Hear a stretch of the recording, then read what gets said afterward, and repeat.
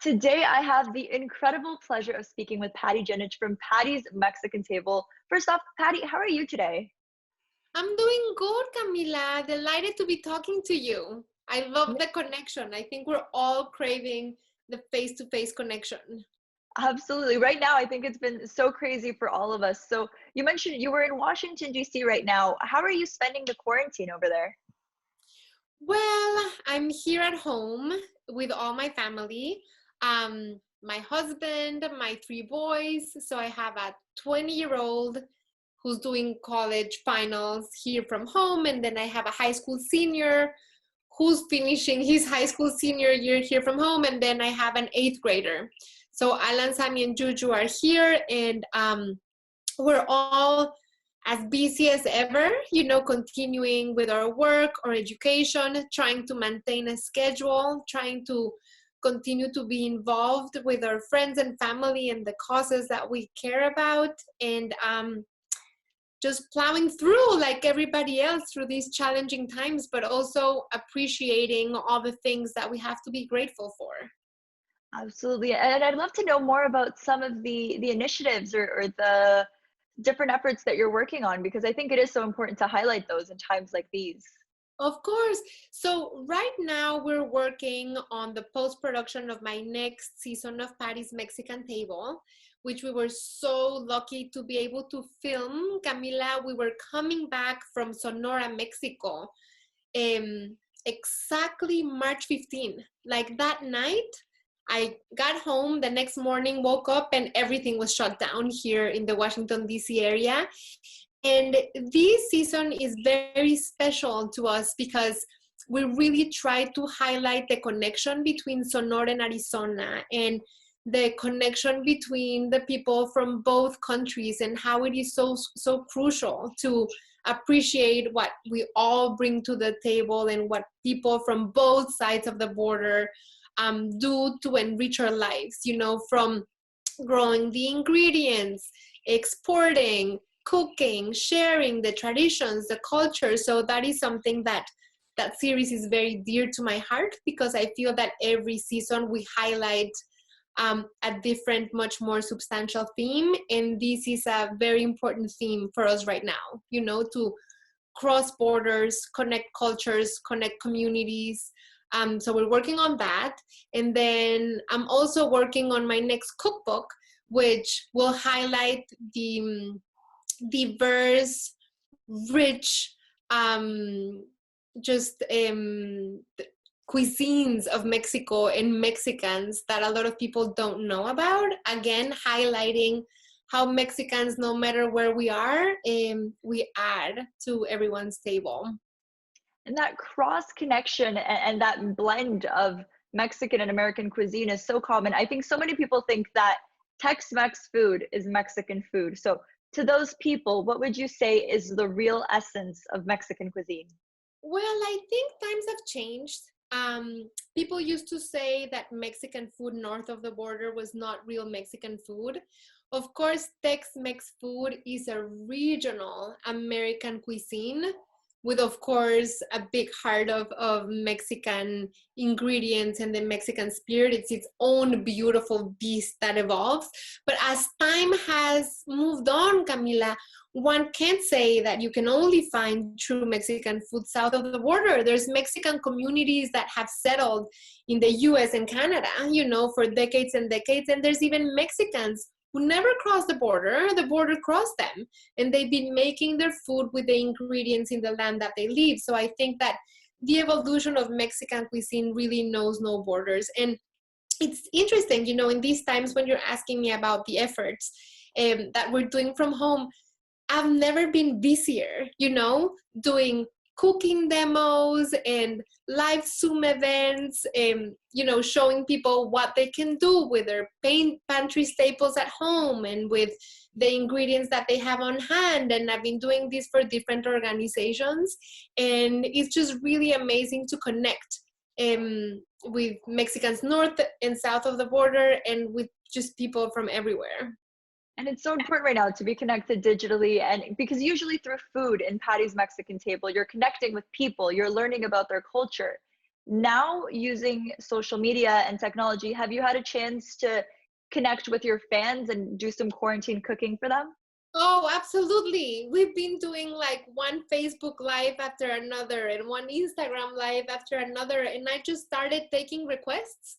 We started a hashtag called Pati por favor, where I'm just trying to make people happy. If they're craving a certain dish that reminds them of home or somebody they knew or something that makes them feel, more taken care of and nurtured at home.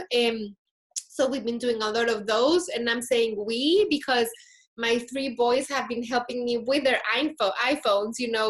We've become like our own production company in here.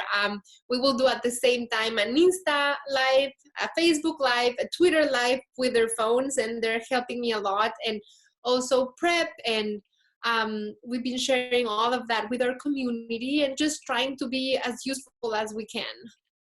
Does it feel different to be able to spend more time with your family and more time at home right now?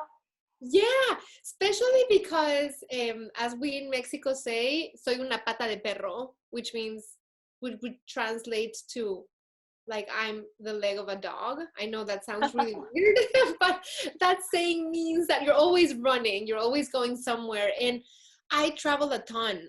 And this time it's almost 2 months, that I've been here at home. My husband is, of course, thrilled because to have me here every day. But it's I guess it's not the silver linings, but it is appreciating that we're all here, and we're all cooking a lot more. We're sharing a lot of chores. We are sharing, of course, a lot of time together. And I think food has become the compass of our lives, because it's all become like one blurry, long working day, right? And food really has helped us to like mark the time of the days and also mark the days of the week. So Friday we started baking challah. Sunday we make a big brunch. Saturday and Sunday we'll do just 2 bigger meals a day. So we know it's the weekend. And then during the week, it's the 3 meals and how we all come together at the same time to eat. So not for breakfast, but lunch and dinner. We've made it a rule, that we all come, sit down, participate, cook, and eat together. And that's given us like a nice frame. I love the idea of actually scheduling your meals and using that to mark the days, because so many people get into a blur. And do you have any other tips for those people that are cooking for the first time in their lives because of quarantine? Yeah, well, I think this is a time to jump into the kitchen. I know we're all overwhelmed and we're all worried, and there's the fear and there's there's all the uncertainty. But I think that kitchen and cooking can become that space where you let go for a little while and focus on what you're gonna make. It can be like therapeutic. So now is the time when you can learn something new, even with the most basic of ingredients. It doesn't have to be anything fancy. So I would just say, instead of thinking, oh my God, we now have to cook so much, and then we have to wash the dishes, and then we have to do this all the time. And so I think if like changing that switch to saying, now cooking and eating can become that activity and that space where we can just let go and not think about things, but think about the technique or the steps. And then you have the results that you get to enjoy and eat. And I think that food, especially Mexican food, is very forgiving. Because no matter what you do, if it doesn't turn out exactly as you wanted, you can just heat a tortilla and turn it into a taco.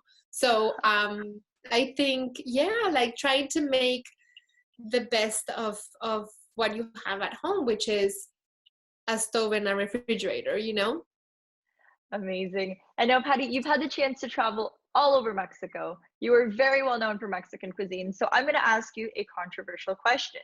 Out of every city that you have visited in Mexico, what has been the best food? Oh my gosh. So you are putting me in a tough spot. You know that. But I have to say that my heart beats faster and stronger for my hometown, which is Mexico City. I think it has extraordinary food, and it has from traditional to modern spins, and also you can find regional foods from all over the country. So yeah, I think I would have to say Mexico City. I will tell you, the best tacos al pastor that I have ever had were in Mexico City, and I have never found that same taco anywhere else. Of course, because it was probably a street stand, right? Yeah. The best ones, yeah. With the air and the wind and the sun and the people walking around. And I can't wait to be able to visit Mexico City and my family because they're all there. And how are they doing during quarantine in Mexico? Is it as bad as it is in America? Yes, absolutely. Absolutely. It's, I think now we really can say that the entire world is in the same boat, you know? And I do have family in Toronto, by the way. My husband's sister lives in Toronto. So if for any chance she's watching, I'm going to say hi to Claudia and my nieces and nephews. They're there. They've been living there for like 10 years, I think, and they love Amazing. Well, hi, Claudia. it. Now, before we let you go, Patty, of course, everyone at home is so familiar with you, and I think it'd be really special if you could give them a message to all of the TLN viewers back home. Of course. Well, I'm here for you if you have any request on a meal, a dish, a question on how to use an ingredient. You can reach out to me via social media at Pati Jinich. And I'm here to try to be of help and make the best time in your kitchen as much as we can. And stay healthy, stay strong, support one another, and see what you can do for your neighbor.